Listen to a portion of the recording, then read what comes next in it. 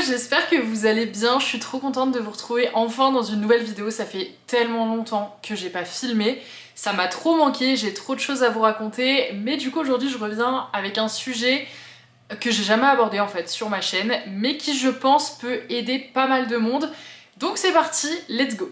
Le sujet du jour de la vidéo du jour, du coup, c'est comment est-ce qu'on prévoit d'épargner 30 000 € avec mon mari sur cette année 2026, sachant qu'au moment où je vous tourne cette vidéo, on est déjà au mois d'avril, on est déjà quasiment mi-avril, donc on est un petit peu avancé sur l'année, mais je vais vous détailler un petit peu tous les chiffres, je vais vous expliquer un peu d'où on part aussi parce qu'on a une situation qui était bien différente en début d'année et on a fait pas mal de choses pour en arriver là. Donc je vais essayer de vous expliquer un petit peu notre plan d'épargne, je vais vous détailler nos revenus, nos dépenses, tout, je vais vraiment vous donner des chiffres. Donc si c'est quelque chose qui vous met mal à l'aise, je vous invite à quitter la vidéo puisque je vais vraiment être dans le détail. Et je sais que c'est un sujet qui peut être très compliqué pour certaines personnes, donc l'objectif est vraiment de vous donner des idées, de vous donner un petit peu les clés qui nous ont aidés à en arriver à cet état d'esprit, à en arriver là en fait. Donc voilà, c'est vraiment pas pour me vanter ou pour, je sais pas, vous montrer des choses qui sont pas réalisables. Chaque situation est différente, mais je me suis dit que vous donner mon point de vue avec ce qui moi m'aide à épargner le plus possible chaque mois, ça pouvait vous aider. Donc c'est pour ça que je fais cette vidéo et je sais que tout le monde a une situation qui peut être très différente. Le but c'est simplement que vous en tiriez des choses qui vont pouvoir vous aider si vous avez un objectif d'épargne et peut-être vous faire voir les choses sous un angle un petit peu différent. Donc c'est parti! Déjà je vais vous parler un petit peu du point de départ, donc d'où est-ce que nous on est parti. Déjà dans ma situation, je vis en couple avec donc mon mari, c'est important de le préciser parce que quand on vit en couple forcément c'est plus simple de dépenser moins dans le loyer etc. parce qu'on va tout partager. Et on a également un bébé qui a un petit peu plus d'1 an maintenant. Donc on est un foyer de 3 personnes, on a également 2 chiens et un chat. Voilà, donc là c'est vraiment pour vous structurer globalement. On vit en Haute-Savoie, donc les prix sont quand même assez chers, mais on a fait le choix de déménager, je reviendrai un petit peu plus tard dans la vidéo.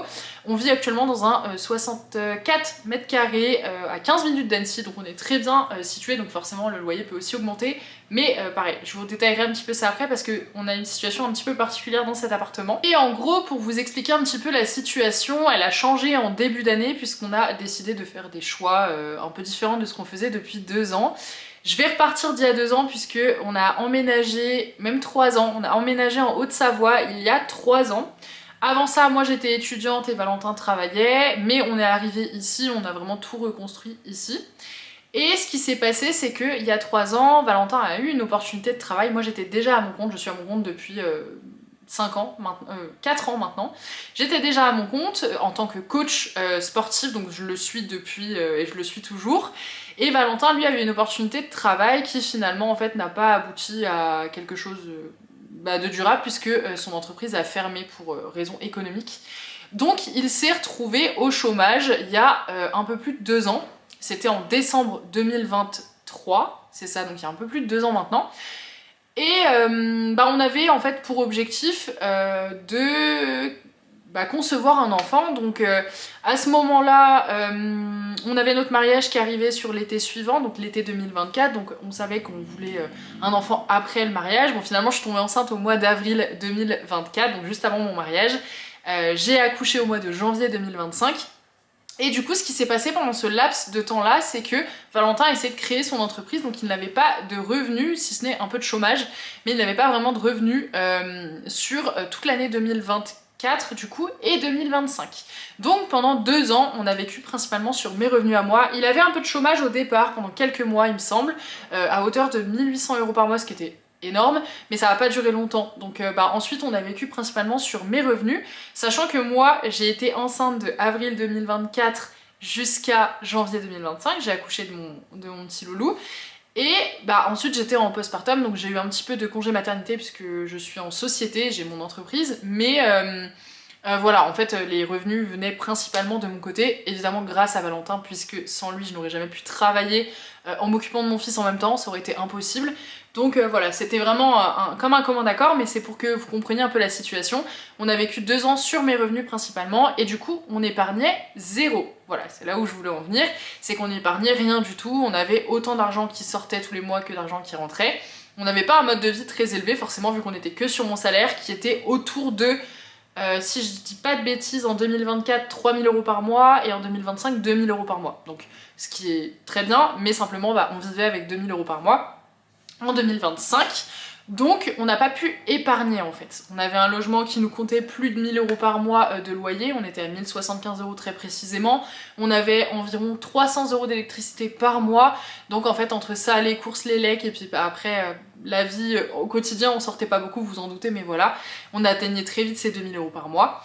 Et donc on a décidé en fait de stabiliser un peu notre situation et surtout on avait des projets d'investissement, on veut s'acheter une maison déjà et ensuite bah, on investit également en bourse donc bah, c'est vrai qu'on voulait avoir plus de revenus parce que là au final on finissait tous les mois à 0 €. Et ce qui nous a vraiment fait avoir un déclic, c'est qu'on a eu des petits soucis financiers sur la fin d'année 2025 et début 2026. On s'est retrouvé en fait à avoir des régularisations des impôts, des régularisations, donc ça c'était plutôt fin 2025 puisque la régule elle commençait en septembre. Des régules de TVA du côté de ma société, mais on parle de gros montants, on était sur plus de 5000 € de régularisation. Et des régularisations de l'URSSAF de plus de 11 000 € également sur mon entreprise. Il y a eu des erreurs au niveau des déclarations et du coup on m'a demandé voilà, de rembourser des gros chiffres. Donc ça c'est sur ma société mais forcément ça impacte donc mes salaires. C'est pour ça que je vous le précise puisque si du coup l'argent que je gagne je l'utilise pour rembourser des régularisations, mais je ne peux pas me payer. Donc c'est pour ça que je vous le précise et du coup je n'ai pas pu me payer en fait en fin d'année donc ça nous a mis dans une situation un peu compliquée. Et en parallèle pour couronner le tout, j'ai comment ça s'appelle, Pôle emploi qui est venu me réclamer des montants qu'il m'avait versés en 2024 si je dis pas de bêtises parce que comme j'avais venais de créer mon entreprise en 2023 j'avais eu accès à une aide, mais finalement je n'aurais pas dû y avoir accès, donc ils m'ont demandé de rembourser 2500 €. Voilà, donc vraiment jackpot. J'ai pas fait les calculs, mais on est à plus de 11 000, plus de 5 000, plus de 2500, et est-ce que j'ai tout dit? Peut-être. En parallèle, on n'avait pas d'aide de la CAF, en bref, on était dans une situation un peu entre deux, où on nous a réclamé beaucoup d'argent, donc plus de 15 000 €, à peu près 17 500 si mes calculs sont bons, 18 500. Du coup, sans rentrée d'argent puisque mon mari n'avait pas d'entrée d'argent et moi, du coup je ne pouvais pas me payer vu que je devais rembourser ces montants-là. Voilà.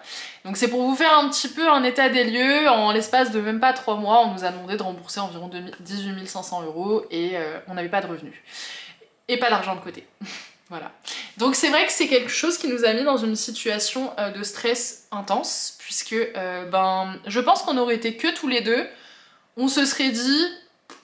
On va gérer. Mais en fait là on avait Edouard, donc mon fils qui a actuellement 14 mois. Et le fait d'avoir un bébé à charge et de se dire comment on va faire, on a aussi nos animaux mais on avait des croquettes d'avance, on avait des choses d'avance donc on n'était pas si inquiets que ça pour eux. Mais c'est vrai que notre fils en fait on s'est dit on peut pas l'impacter par notre situation, c'est pas possible, comment on va gérer. Donc je vous avoue qu'on a été dans une situation de stress très intense, forcément, avec un montant pareil à rembourser. Et on savait même pas par où commencer en fait. Donc là on s'est dit... première chose, il faut qu'il retrouve un travail, déjà. Parce que là, en fait, de vivre simplement, moi j'avais une grosse charge mentale, simplement sur mes revenus, c'est compliqué et en fait, le fait d'être à mon compte, on est quand même sur quelque chose de très variable et il suffit que je sois malade, que je sois enceinte, que n'importe, qu'en fait, on n'ait plus de revenus du tout parce que si je ne travaille pas, je n'ai pas d'argent qui rentre, forcément. Donc c'est vrai que ça nous mettait dans une situation très inconfortable. Moi j'avais l'impression d'avoir un peu tout le poids sur mes épaules. C'est pas vrai puisque si Valentin n'était pas là je ne pouvais pas travailler, mais voilà, j'avais vraiment cette sensation en tout cas que financièrement tout reposait sur moi, donc ça m'apportait énormément de stress. Donc cette première décision a été que Valentin cherche un travail. Ensuite on s'est dit, moi j'ai demandé en fait des échéanciers le plus possible pour essayer de régulariser cette situation. Donc avec France Travail c'est encore en cours. Donc Pôle emploi, anciennement Pôle emploi, avec l'URSSAF et les impôts, ça y est, j'ai vraiment un échéancier mis en place tous les mois, donc je rembourse environ 1800 € par mois, quelque chose comme ça. Sur 6 mois et 9 mois, je sais plus, enfin j'ai différents échéanciers, mais du coup, par rapport à ce qui rentre dans mon entreprise, j'arrive à du coup payer ces échéances-là et me donner un salaire. Je viendrai après pour le salaire, mais voilà. Donc on a trouvé des solutions, j'ai fait des demandes, j'ai expliqué la situation, et puis on a réussi à avoir des échéanciers qui nous permettait quand même, donc à côté de nous donner un revenu, parce que sans revenu c'est quand même compliqué quoi, et de rembourser petit à petit. Donc voilà pour ce qui est de tout ce qui est échéance, etc. Donc si ça peut vous rassurer, si vous êtes dans une situation compliquée où on vous demande de rembourser des choses, vous avez des crédits, etc. Essayez de demander des échéances parce que souvent c'est accepté et ça peut vous permettre de vous sortir d'une situation difficile. Nous c'est ce qui nous a vraiment sauvés et je peux vous dire que du coup maintenant on fait extrêmement attention à ne pas se planter dans des déclarations puisque évidemment c'était absolument pas voulu pour pas se retrouver à devoir rembourser voilà, des sommes comme ça d'un coup. Donc on a procédé comme ça, on s'est aussi dit qu'il fallait qu'on vende parce qu'on avait besoin d'argent rapidement, donc on a fait pas mal de ventes sur Le Bon Coin, sur Vinted, etc. de choses dont on n'avait pas besoin. Et c'est bête, mais ça nous a permis rapidement de nous dégager 200, 300, 400 euros rien que pour pouvoir faire nos courses sur le mois, parce que quand je vous dis que c'était la galère, c'était vraiment la galère. Donc on a pu voilà, vendre rapidement des choses pour se débrouiller tout de suite et le temps que Valentin aussi retrouve un travail et pouvoir dégager un peu d'argent. Le seul truc c'est que du coup on n'était pas sûr de pouvoir payer notre loyer, donc on a vraiment mis en place tout ce qu'on pouvait puisqu'on a toujours payé notre loyer en temps et en heure, et on a finalement réussi à le payer un petit peu en décalage, donc je crois qu'on l'a payé le 8 janvier plutôt que le 5, mais voilà, on s'est plutôt bien débrouillé. On avait prévenu notre propriétaire qu'on avait un petit souci et que bah voilà, on allait pouvoir le régler rapidement, mais du coup on a pu payer notre loyer le 8 janvier. Un peu en décalage, mais c'est vrai que voilà, c'était la première fois donc ça nous a vraiment fait quelque chose et on était vraiment pas bien, je vous avoue. On avait coupé l'électricité, il faisait 10 degrés dans notre appart, simplement on mettait 19 degrés à Edouard parce que lui on voulait pas qu'il subisse, mais du coup heureusement à ce moment là il marchait pas donc on le laissait principalement dans sa chambre. Je vous explique tout là aujourd'hui, c'est pas simple la période qu'on a vécue, mais je sais qu'il y a des gens qui vivent ça pendant des mois et des mois, donc voilà, je voulais vraiment en parler parce que c'est pas... Entre ce que vous voyez des fois sur les réseaux et puis la réalité, il y a un monde, donc voilà, je voulais vous en parler.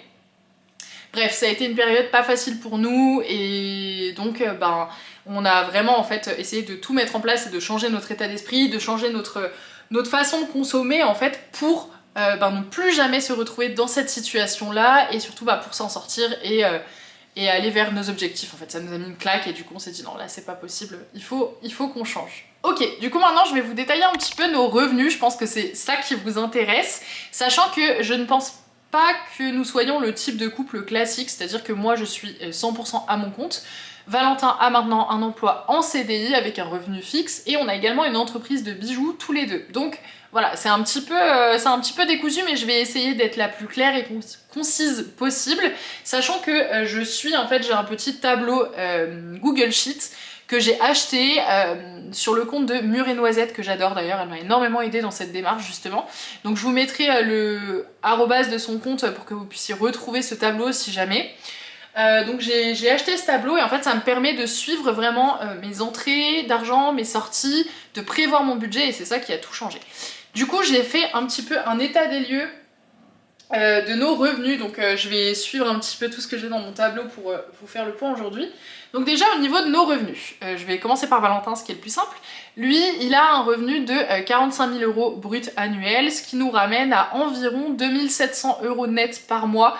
Il gagne un peu moins parce qu'en fait il a un 13e mois, donc il est sur 2500 net, mais du coup avec le 13e mois, si on lisse sur une année, on est sur à peu près 2700 euros net par mois, donc après impôt de son côté. Ensuite, de mon côté à moi, on est sur environ 2000 euros bruts. Alors j'ai pas le montant net parce que du coup, comme je suis en EURL sur le statut de ma société, je n'ai pas de fiche de paye. Donc c'est un petit peu compliqué. Mais en gros, je paye à peu près 170 euros par mois d'impôts. Donc on est sur des revenus, on va dire, d'environ 1870 euros net par mois. Quelque chose comme ça.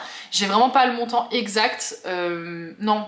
Je vous dis des bêtises, 1830, voilà. Un peu plus de 1800 euros net par mois du coup, mais voilà, j'ai pas le revenu exact et en fait là je suis obligée du coup de diminuer un petit peu mes revenus parce que je régularise en fait ma situation à côté. Donc ça va changer dans les prochains mois, mais je vous referai un update. Je préfère voir tout pessimiste et j'ai fait mon estimation sur ces revenus là à l'année pour que en fait si finalement il y a plus d'entrée d'argent, ça aille plus vite et que ce soit positif. Et ensuite on a notre boutique, donc Edor, qui nous rapporte environ 3000 à 3500 euros net par mois, après impôt, après charge, puisque forcément c'est une boutique de bijoux, donc il y a de l'achat de matériel. Mais voilà, on est sur environ 3500, donc je crois que j'ai pris 3000 de moyenne pour que bah voilà, on estime encore à la baisse, mais globalement c'est ça. Je n'ai pas fait le calcul, donc je vais le faire tout de suite.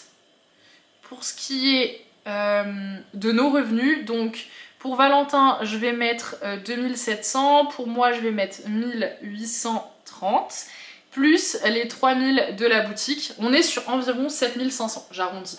Donc on est environ sur 7500 € net de revenus par mois tous les deux, donc comme je vous le dis c'est variable. Moi il y a des mois où je peux me payer plus et ça va dépendre en fait des charges enfin des remboursements que j'ai. Il y a des mois où avec la boutique je suis moins active, on fait un petit peu moins de chiffre d'affaires, et des mois où je peux être très active. Là typiquement on a déménagé donc j'étais beaucoup moins dedans, donc notre chiffre d'affaires a largement baissé, mais c'est normal. Et il y a des mois où en fait on va pouvoir monter à 6000 €, donc on va être à bien plus que 3000 € net. Donc voilà, ça dépend en fait vraiment des mois, mais on va dire que lisser sur l'année c'est à peu près ça. On est à peu près sur un revenu pour notre foyer après impôt de 7500 €, ce qui est absolument énorme, j'en ai totalement conscience. Sachant qu'on part d'une situation où on ne pouvait même pas payer notre loyer au début du mois et on n'était pas sûr de pouvoir faire nos courses correctement, croyez-moi que j'ai bien conscience de ce que ça représente, ce montant-là. Et c'est d'ailleurs, je pense, grâce à ça que on ne flambe pas tout tous les mois, puisque du coup je vais vous expliquer un peu après notre stratégie pour épargner 30 000 € par an, enfin sur l'année. Mais forcément le fait d'avoir vécu avec peu, on a essayé de garder au maximum ses habitudes, même si on a remis un tout petit peu de confort dans nos vies. On a essayé de garder au maximum les habitudes qui nous permettaient de nous en sortir avec très peu.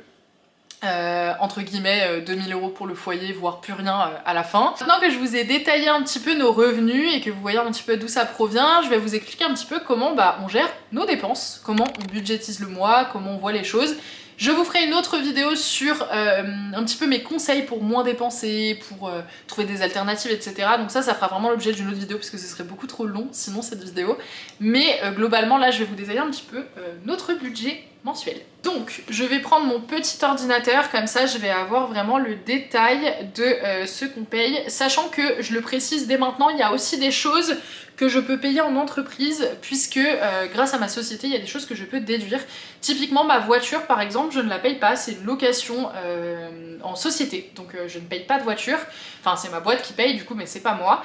Et par exemple l'essence aussi, donc voilà, il y a des choses en fait qui vont être déduites de mon entreprise que je ne vais pas mentionner ici. Sachez qu'elles sont ajoutées du coup aux charges de ma boîte, mais voilà, je pense que là ça n'a trop rien à voir avec le sujet du jour, donc je vais pas vous détailler ça. Mais dans votre cas évidemment, si vous faites votre budget, il y a des choses qu'il faudra peut-être prendre en compte, à savoir l'essence, la voiture, etc.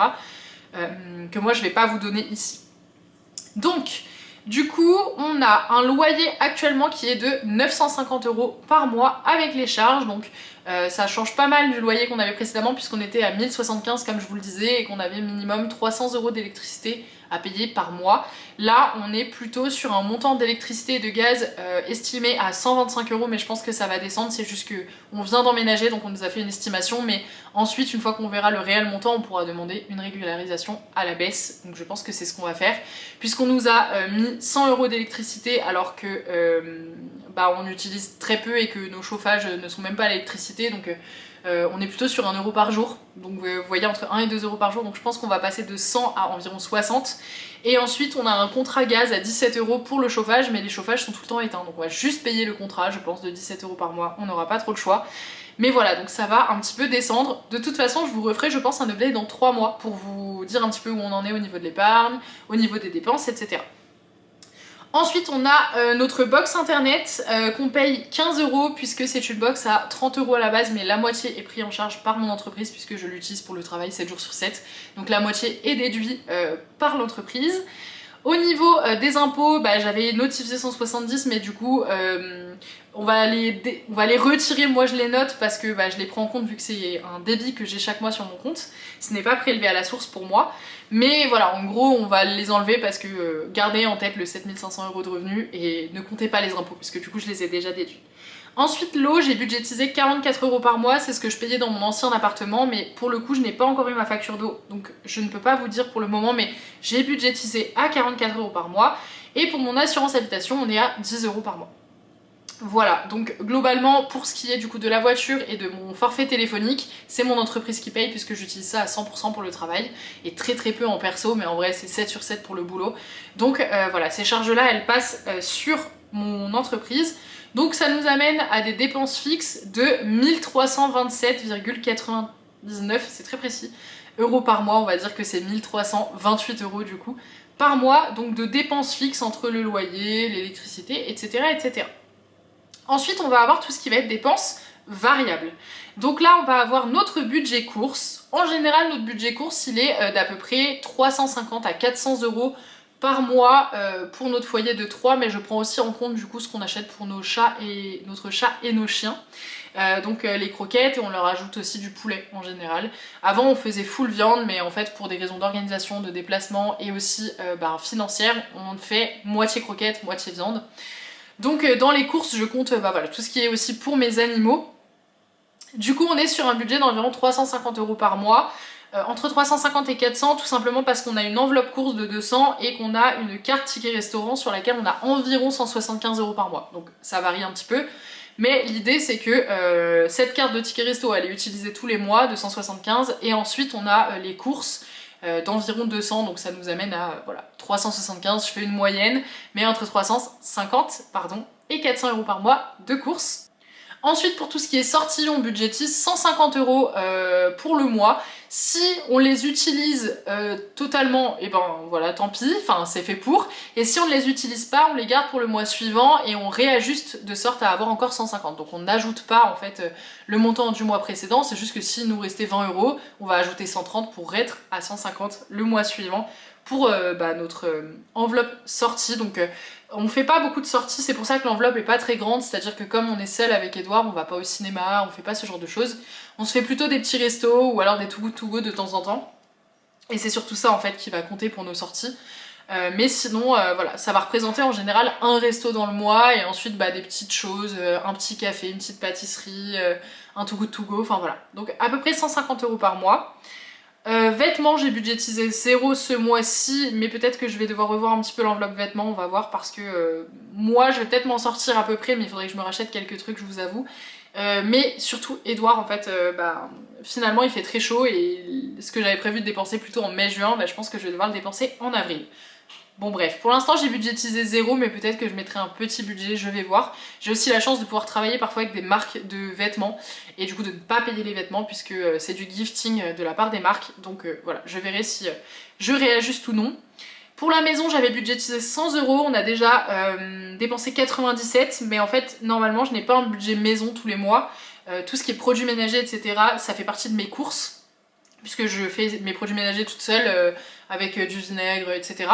Donc ça fait partie de mes courses, mais là j'ai budgétisé un peu de maison parce qu'en fait comme on vient de déménager, on avait besoin de racheter quelques meubles, quelques trucs qui étaient à notre taille, on a vendu pas mal de choses dans notre ancien appartement, on avait besoin de racheter une palliette pour les toilettes, enfin vous voyez ce genre de choses, mais je l'ai quand même ajouté dans le budget mensuel puisque ça compte. Donc voilà, j'ai budgétisé 100 euros, on est à 97 et je crois qu'on a tout ce qu'il nous faut, donc on n'est pas trop mal. Pour ce qui est variable, j'ai également ajouté la crèche puisque je ne le savais pas, mais en fait la crèche, on est censé payer, comme on met Edouard 2 jours par semaine à la crèche, par rapport à notre avis d'impôt d'il y a 2 ans, on est censé payer 3 euros par mois, ce qui est rien du tout. Mais en fait ce qui se passe c'est que déjà Edouard actuellement il est en période d'adaptation, donc il fait un peu plus de jours de crèche. Et en plus de ça, ce que je ne savais pas et ce qui est différent de la nounou, c'est que à la crèche, on nous débite le montant total et ensuite on se fait rembourser avec les aides, ce qui n'était pas le cas de la nounou, en fait les aides étaient déjà déduites. Donc ce mois-ci par exemple ils nous ont prélevé 930 euros, qu'on n'avait absolument pas prévu à la base, donc 930, et on a également une régularisation d'électricité que nous n'aurons plus ensuite, mais de notre ancien appartement, c'était un gouffre cet appartement mais un enfer. Pour 3 mois on a une régule de 600 euros, voilà, on payait déjà mensuellement évidemment. Donc c'est vrai que ce mois-ci on a beaucoup de sorties parce que déjà on a eu une régularisation d'électricité de 600 euros donc qui est à prendre en compte, et puis pour la crèche on sort l'argent mais on sait pas quand on va avoir le retour en fait des aides. Donc pour le moment on a juste 930 euros qui sont sortis et on va sûrement retoucher environ 700 euros d'aide. Ensuite le restant ce sera le crédit d'impôt en fin d'année. Mais du coup ça nous amène à des dépenses variables de 2152 euros ce mois-ci qui seront revues du coup à la baisse les prochains mois, mais pour ce mois-ci forcément on est un peu plus élevé. Voilà pour ce qui est globalement de nos dépenses. Ensuite, donc, on essaie d'épargner mensuellement environ 3 500 € par mois. C'est à peu près la moyenne si en décembre on veut avoir atteint notre objectif de 30 000 €. Donc là, à ce jour, on est le 10 avril et on a juste 1 200 € dans notre épargne. Je crois que Valentin n'en a pas pour l'instant, c'est que moi qui ai tout mis dans mon livret A. Parce que du coup on a dû désépargner pas mal d'argent pour la crèche et la régule d'électricité qui était à la base déjà dans l'épargne. On a aussi des remboursements qui arrivent qu'on va pouvoir épargner. Là typiquement on a un remboursement d'eau d'un peu plus de 700 € qui arrive normalement, donc on va pouvoir l'épargner aussi. Donc voilà, l'épargne elle va bouger au fur et à mesure du mois. Je pense pas qu'on atteindra 3 500 € ce mois-ci parce qu'avec le déménagement on a eu trop de choses et avec les régules voilà on a eu trop de choses. Sachant qu'on doit aussi se faire rembourser la crèche. Donc normalement on a 1 400 € qui sont en transit. Peut-être qu'on va réussir à épargner au moins 2 500 du coup, mais je ne pense pas 3 500 ce mois-ci, donc c'est pas grave, ce sera pour le mois prochain, on va s'organiser de sorte à ce que ce soit pour le mois prochain. Ça va... on verra en fait, ça va aussi dépendre des revenus qu'on fait avec la boutique de bijoux ce mois-ci, je sais pas exactement. Mais voilà, je pense que ce mois-ci on va pouvoir faire à minima 2 500 € d'épargne, et si on arrive à atteindre les 3 500, on aura atteint l'objectif du mois, ce sera super. Et si on n'y arrive pas, c'est pas grave, j'ai lissé sur l'année, mais il y a des mois où on gagne plus. Donc on va pouvoir épargner, comme je vous le disais, peut-être plus en fin d'année parce que moi j'aurai moins de régularisation à payer. Donc on vise une épargne pour la maison de 3 500 € par mois. On a ensuite une épargne cadeau qui va tous les mois dans un coffre sur Revolut de 75 €. Donc ça en fait tous les mois on met de l'argent dans cette épargne. Ce petit coffre, on va dire c'est des pockets même ça s'appelle. Et quand on en a besoin, on se fait simplement un virement et sinon on les laisse, on les cumule et ça nous servira pour les anniversaires, pour Noël, etc. Donc ça ne concerne absolument pas nos cadeaux à nous, entre Valentin et moi par exemple, mais ça peut concerner des cadeaux qu'on fait pour Edouard, ça peut concerner des cadeaux qu'on fait à nos proches, à nos amis, etc. Donc voilà, c'est vraiment une enveloppe annuelle et ça nous permet par exemple au moment de Noël d'avoir peut-être 500 € qui sont déjà dedans et si on a besoin d'ajouter un petit peu on ajoute, mais voilà on a déjà une enveloppe préétablie pour ça et je trouve que budgétiser mensuellement ça évite de se retrouver dans la merde en décembre quand on doit sortir de l'argent pour les cadeaux et nous on aime trop faire des cadeaux donc voilà on aime beaucoup ce principe d'épargner mensuellement et de les laisser dans une petite pochette. Ensuite, on a une épargne vacances sur le même principe, donc on part pas en vacances tous les mois, mais on met 100 € par mois dans une petite pochette d'épargne pour pouvoir, au moment où on le souhaitera, se faire un petit week-end, se faire des vacances, sachant que c'est pas prévu du tout pour cette année, comme on vient d'emménager et qu'on a changé de lieu et qu'on vit juste à côté d'Annecy, on va se faire des petites sorties au lac, je pense cet été, donc ce sera très sympa. On n'a pas du tout prévu de partir en vacances, on sera sûrement en week-end en septembre, peut-être en Normandie, en Bretagne ou autre, histoire de bouger un petit peu, mais on ne partira pas en vacances, et on va même voir peut-être pour louer un van, puisque à la base, c'est un projet qu'on a pour plus tard de s'acheter un van pour voyager, mais comment ça s'appelle, un camping-car ou autre, mais voilà, donc on aimerait peut-être bien tester, donc pourquoi pas louer un van pour quelques jours et partir en vacances comme ça quelques jours. Mais en tout cas, voilà, on met 100 € par mois pour les vacances et on les utilisera quand on les utilisera. On a également un gros voyage de prévu, on aimerait le faire l'an prochain. Ça devait être cette année, mais avec tous les soucis qu'on a eu, on a décidé de reporter, puis finalement on a décidé de prioriser l'achat de la maison. Mais on a un gros voyage au Canada normalement qu'on devrait faire plutôt l'année prochaine. Donc voilà, je vous en reparlerai, mais cette épargne elle sert aussi à ça. Ensuite, on met 100 € par mois sur l'assurance vie d'Edouard qu'on investit ensuite. On met personnellement 100 € chacun sur nos comptes respectifs pour simplement s'acheter des choses qui nous font plaisir. Donc moi par exemple ça fait 2 mois que je mets l'argent et que je ne les dépense pas. Donc là j'ai 200 € sur mon compte Revolut que je ne dépense pas. Mais si à un moment j'ai envie de m'acheter quelque chose, un cadeau, de m'offrir je sais pas moi un massage, j'en sais rien, et du coup j'irai piocher là-dedans. C'est mon épargne à moi et en fait je l'accumule, j'en fais ce que je veux. Je vais aussi m'en servir pour acheter un cadeau à Valentin par exemple pour son anniversaire ou autre. Mais voilà, c'est vraiment ce que je mets de côté pour moi et j'en fais ensuite ce que je veux, ça ne rentre pas dans le cadre des dépenses quotidiennes. Et ensuite j'investis sur mon PEA 100 € par mois. Pour l'instant moi j'investis dans mon PEA, je crois que Valentin n'a pas encore commencé puisqu'on a dit qu'on priorisait l'épargne de la maison.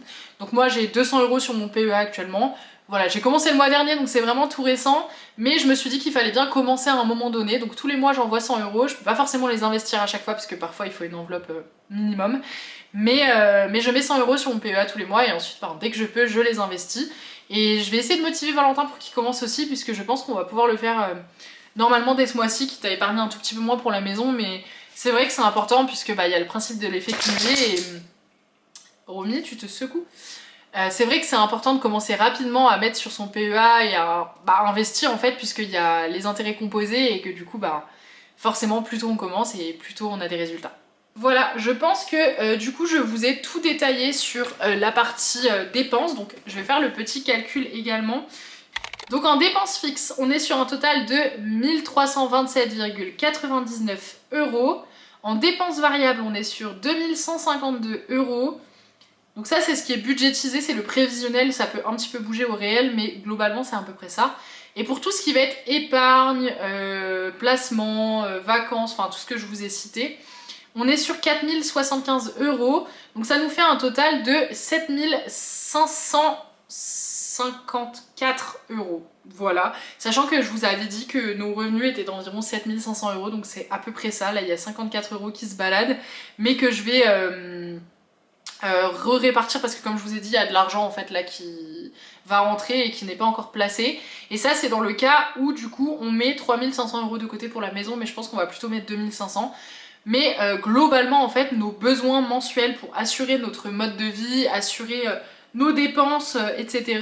il est d'un peu moins 7500 €, sachant que c'est ce qu'on gagne normalement. On est autour de 7000, 7500.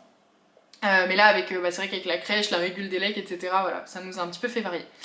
Mais je pense que vous avez le total donc de nos dépenses fixes, dépenses variables et du total d'épargne qu'on essaie de mettre chaque mois et du montant total que ça représente. Donc évidemment on a adapté le montant total que ça représente à nos revenus, donc c'est pour ça que ça colle. Mais voilà, c'était pour vous faire quand même un point chiffré pour que vous compreniez mieux et que ce soit un petit peu plus clair pour vous. Voilà, je pense que j'ai fait le tour à peu près sur notre objectif de 30 000 € pour l'année et comment est-ce qu'on pense l'atteindre. Donc c'est lissé par mois, mais on va être sur à peu près 3500 € d'épargne.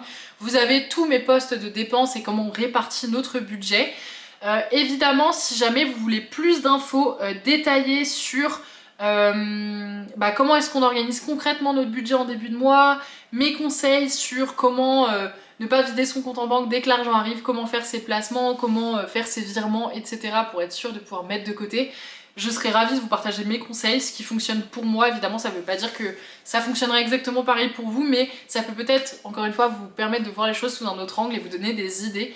Donc je me suis dit que voilà, ça pourrait être sympa de comment, en fait, un peu les tips que moi j'utilise pour ne pas cramer tout mon argent tous les mois, puisque c'est vrai que quand on a des revenus pareils, on peut être tenté de se dire je m'achète des trucs hyper chers ou je dépense tout et puis on verra bien, faut profiter de la vie, enfin ce genre de choses que je faisais un peu avant et qui au final ne me permettaient pas du tout d'atteindre mon objectif. Je dis pas que c'est quelque chose de mal, chacun fait ce qu'il veut de son argent, mais quand on a un objectif de mettre des sous de côté, il faut forcément faire des petits efforts et mettre des choses en place au quotidien pour y arriver. Ça ne se fait pas comme ça du jour au lendemain, donc voilà. J'espère en tout cas que cette vidéo vous a plu. Si vous avez des commentaires ou des suggestions à me faire ou autres, n'hésitez pas du coup à les mettre dans la petite section de commentaires en dessous. Je serai ravie de les lire, d'y répondre. Et puis je vous dis à très bientôt pour une nouvelle vidéo. Bisous!